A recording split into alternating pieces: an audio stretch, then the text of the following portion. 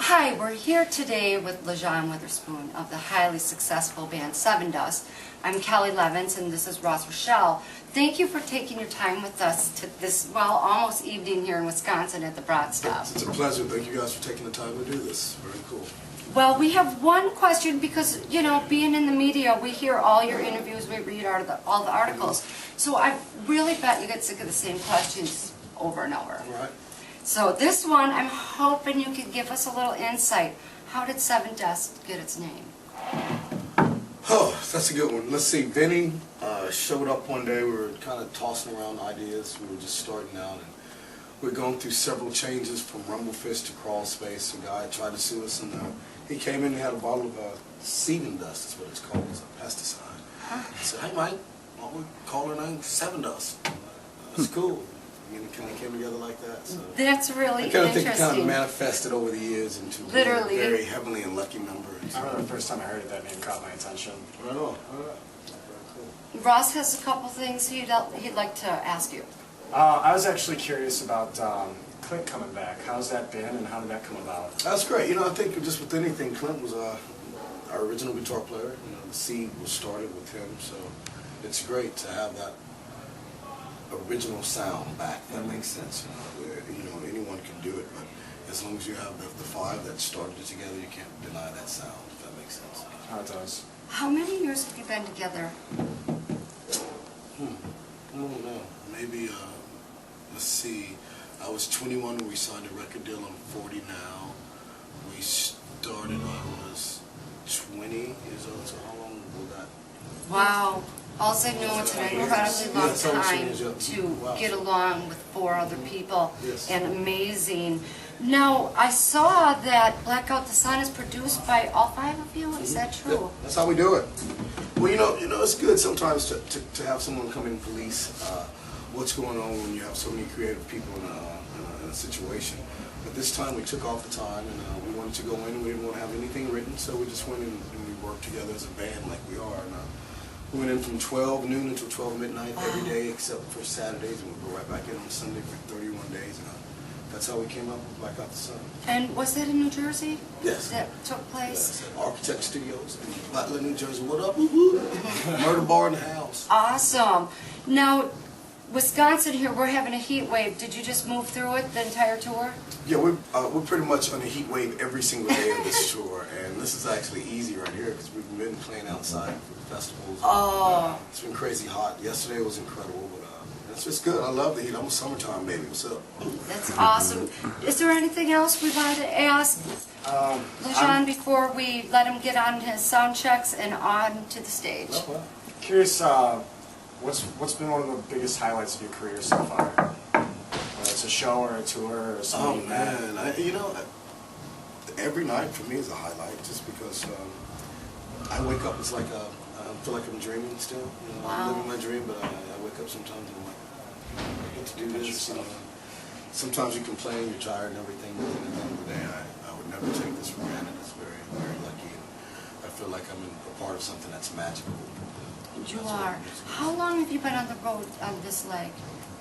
The tour? 2 weeks. 2 weeks? You didn't have much of a break by what I see in your schedule. We had a little 7-week, 6-week break. You know, everybody's doing different things, working here and there. I actually flew back to Jersey at Architect and worked with the band at the staircase. So, wow. Yeah. Sounds like you're in one of those guys that's at home in the studio. Oh yeah, you know, I worked with several bands, and also I've been working with the Grammy Committee at the Sprint Center in Kansas City at the School of Rock with the kids, and it's been that's awesome for giving back. Yeah, you know, it's incredible to be a part of something, and you see those kids and you inspire them, and they inspire me, so it's been a blessing. Well, that's amazing and inspirational. We thank you Good, so thank you. much It's for a your pleasure. time, and we look forward to seeing you Right on. rock You the guys gonna stay? You stage. staying for the show, right? Yes, we Yeah. are. We're so lucky. We're like the located. boots. Thank you. We're located. You know who we are? We go by the name Sevendust. I said we go by the name Sevendust.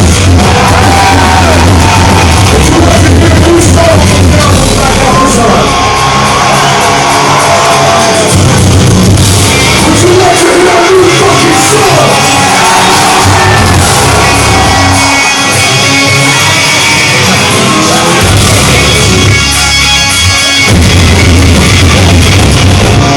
We can't hear you!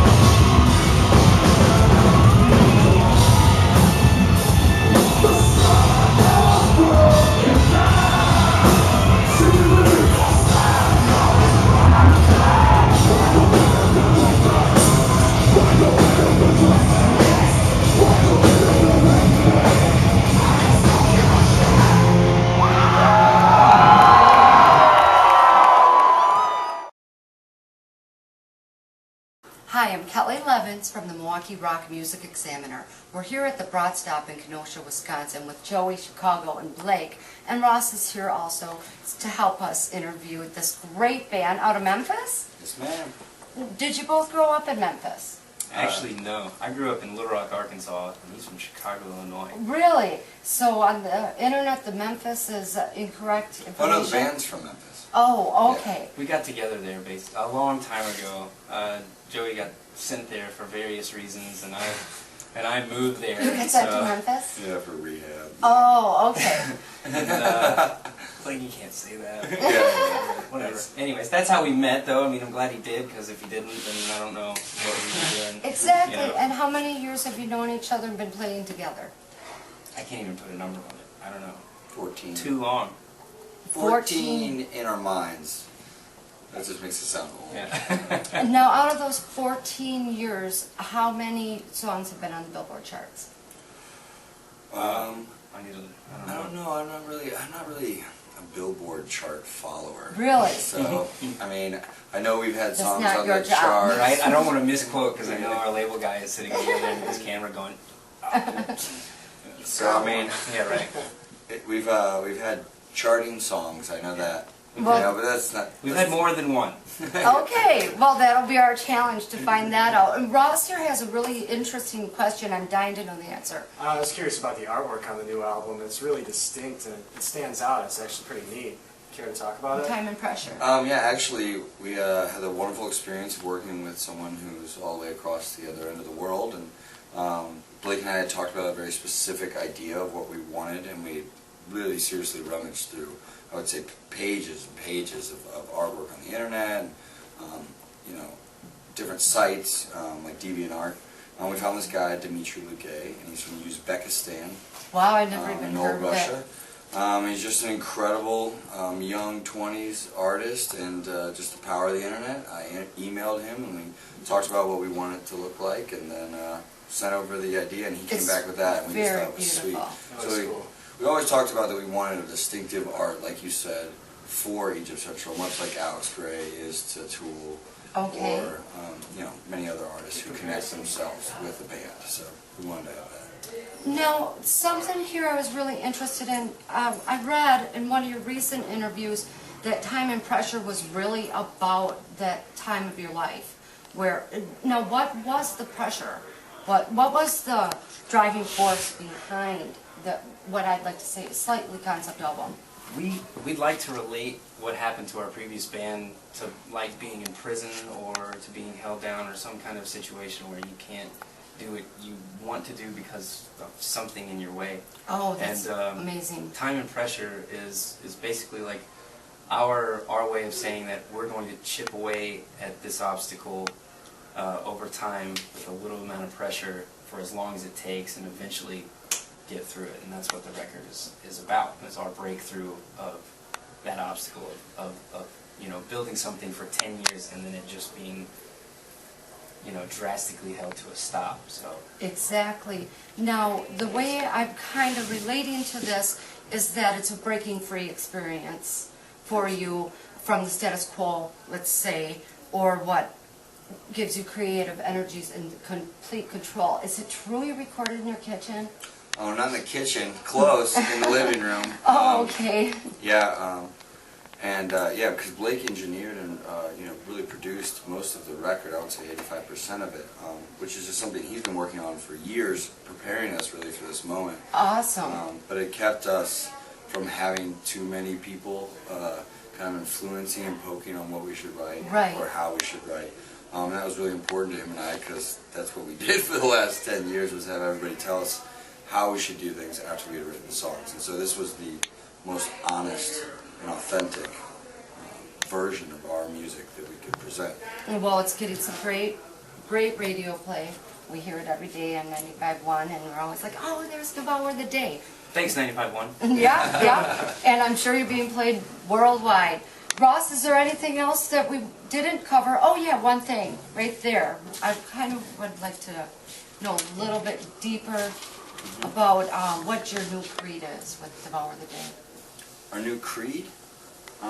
That's an interesting question. It is I an don't think interesting we've been asked that. I don't know if it's really changed so much. I mean, we've always been about helping ourselves. This has been therapy for us and helping others. And I don't think that's changed. I just think that now we have a different outlook on life and what we're trying to do. So the goal's still the same, but you know, from where we're standing, it's just a little different, and we're happier with where we are. Well, it's just been amazing. The energy is coming through with the music, and we can't wait to see your live show. Oh yeah, absolutely. Okay, Thank and you. we thank you, Joey, Chicago, Thanks. Blake. Thanks. Thank you, brother. Appreciate And we it. would have loved to spend more time with you guys, but with you having to get to your meet and greet, I have instructions. This is our article, our pre-article we wrote. Now here, I'd just like to have you guys look a little bit here. We really want to recognize you and promote you, because I am a promoter myself, as Devour the Day. This is way different. We have a teen outreach center at our store. We work with heroin addicts, very young heroin addicts, and I was wondering if you could sign one. And this is for you to keep. Okay. We do a lot of work with teenagers who are trying to get clean or don't even understand what opiate addiction is. Going to prison right now for heroin, and it's just like, that's the only thing that would save her life, you know? Absolutely. So we really look into with the musicians who are giving back, you know, and I feel Devour the Day has a positive message that doesn't lie, you know. So Through really, tragic experience. right. But I appreciate all that kind words. Well, we really appreciate your time you took with us today. Absolutely, and I hope you guys enjoy the show. Okay. I just great told you, to right? meet You guys. Yeah, and hopefully. I want you all to get hyped up. I want you to get up. I want you to put your hands in the air. I want you to scream. Look at us on stage. Devour the Day.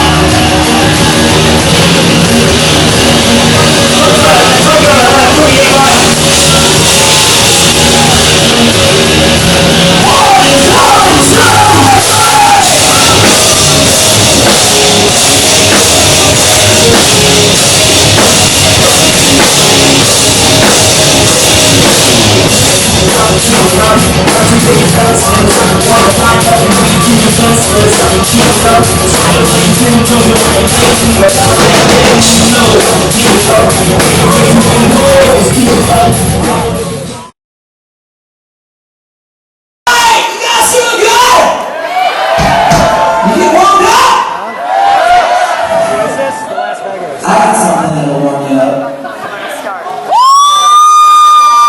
You guys ready for Sevendust? Those guys are bad motherfucking ass. Alright. You ready? Come on, get no show, y'all fucking ready?